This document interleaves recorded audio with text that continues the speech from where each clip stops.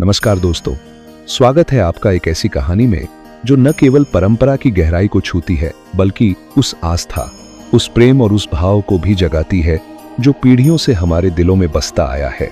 आज की यह कहानी है सूर्य उपासना का सबसे पवित्र पर्व छठी माई का महत्व जानिए। यह कहानी एक साधारण से गांव और एक असाधारण मां की आस्था की है। मिट्टी की सोंधी खुशबू, तालाब का चमकता जल और खेतों में झूमती फसलों के बीच बसी यह कहानी शुरू होती है एक छोटे से गांव की गलियों से, जहां सूरज उगने से पहले ही हर घर में हलचल शुरू हो जाती है। रामदेई एक गरीब लेकिन दिल से अमीर औरत थी। उसके चेहरे पर हमेशा संतोष की झलक रहती थी, चाहे चूल्हे में लकड़ी खत्म हो जाए या छत टपकने लगे। उसके पति हरिचरण मजदूरी करते थे और बेटा मुन्ना अभी 10 साल का था। हर साल की तरह इस साल भी जब कार्तिक मास आया तो पूरे गांव में छठ पूजा की तैयारियां शुरू हो गईं। तालाब की सफाई, बांस की टोकरी सजाना और घाट पर केले के पेड़ लगाना, हर कोई अपने अपने काम में जुटा था। रामदेई के लिए छठ पूजा केवल एक पर्व नहीं था, वह उसके जीवन की आत्मा थी। बचपन से उसने अपनी माँ को देखा था, कैसे वे दिन रात उपवास रखकर बिना पानी की एक बूंद पिए सूर्य देव और छठी माई की पूजा करती थीं। माँ कहा करती थी, बिटिया, छठ केवल अनुष्ठान नहीं है, यह प्रकृति से जुड़ने, अपनी आत्मा को निर्मल करने का तरीका है। लेकिन इस बार कुछ अलग था, कुछ ऐसा जो उसकी आंखों में चिंता और दिल में दर्द छोड़ गया था। उसका बेटा मुन्ना पिछले कई दिनों से बीमार था। गांव का हकीम, शहर का डॉक्टर, सबने जवाब दे दिया था। शरीर दिन ब दिन सूखता जा रहा था। रामदेई की आंखों से नींद गायब थी, पर उसके मन में केवल एक ही बात थी, छठी मई बचा लेंगी मेरे लाल को। छठ से 4 दिन पहले ही उसने संकल्प लिया कि चाहे जान चली जाए, वह छठ व्रत पूरी श्रद्धा से करेगी, बिना खाए पिए, बिना थके, बस एक ही आस लेकर कि छठी माई अपने पुत्र समान मुन्ना पर कृपा करेंगी।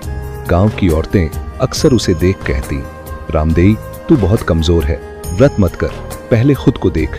वह मुस्कुरा देती, माई की पूजा में शरीर नहीं, मन चाहिए। जब मन सच्चा हो तो माई खुद शक्ति देती हैं। पहला दिन नहाए खाए।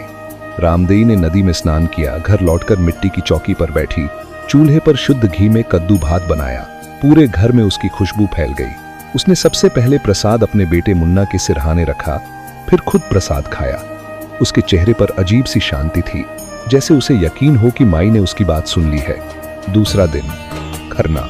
उस दिन पूरे गांव में दीप जलते थे, हर घर से पूजा के गीतों की मधुर ध्वनि सुनाई देती थी। मगर रामदेई का घर कुछ और ही लग रहा था, शांत, गंभीर और पवित्र, जैसे वहां माई स्वयं बैठी हो। उसने पूरे दिन उपवास रखा।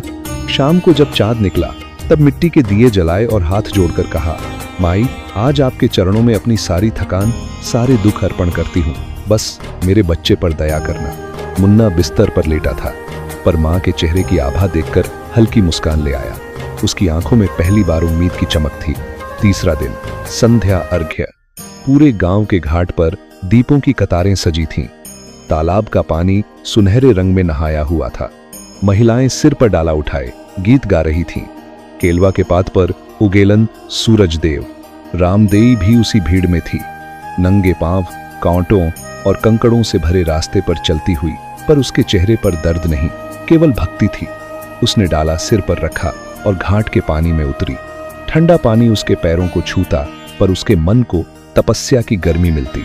सूर्य अस्ताचल को जा रहे थे और उसने अर्घ्य देकर कहा, माई, मेरा लाल स्वस्थ हो जाए, यही मेरी प्रार्थना है। उस रात जब वह घर लौटी तो देखा मुन्ना की सांसें कुछ सामान्य हो रही थीं। उसके चेहरे पर हल्का रंग लौट आया था। रामदेई ने आसमान की ओर देखा, माई, आप सुन रही हैं ना?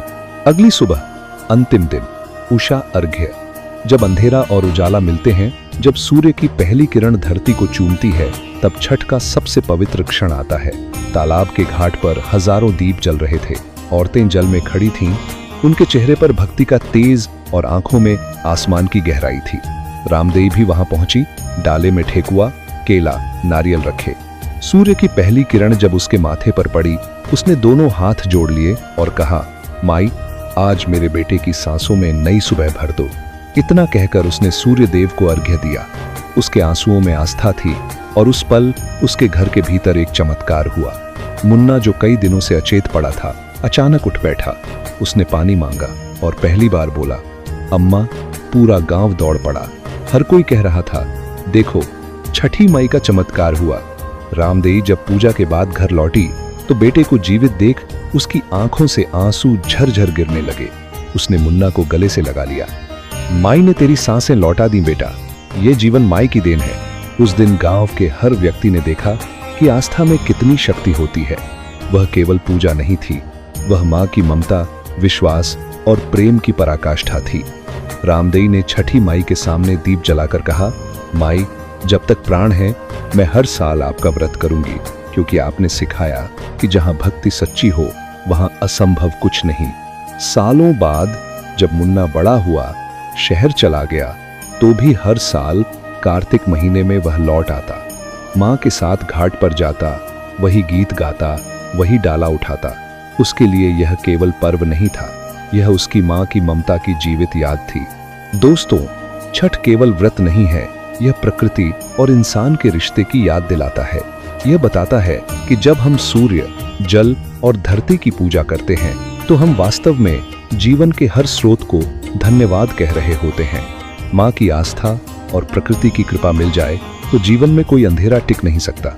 अगर आपको यह कहानी दिल को छू गई हो तो इसे लाइक, शेयर और चैनल को सब्सक्राइब जरूर करें।